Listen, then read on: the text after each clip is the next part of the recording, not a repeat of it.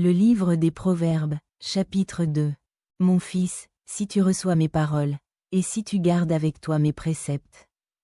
Si tu rends ton oreille attentive à la sagesse, et si tu inclines ton cœur à l'intelligence.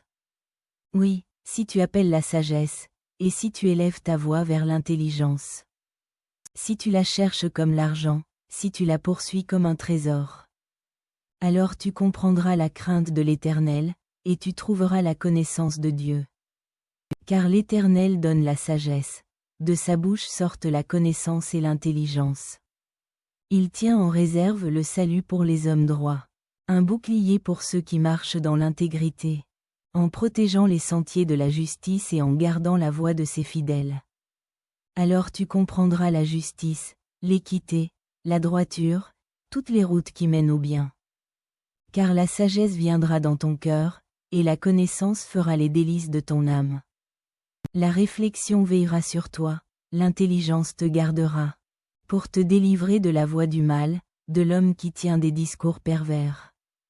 De ceux qui abandonnent les sentiers de la droiture afin de marcher dans des chemins ténébreux. Qui trouvent de la jouissance à faire le mal, qui mettent leur plaisir dans la perversité. Qui suivent des sentiers détournés, et qui prennent des routes tortueuses.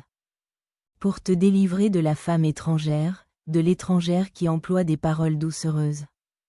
Qui abandonne l'ami de sa jeunesse, et qui oublie l'alliance de son Dieu.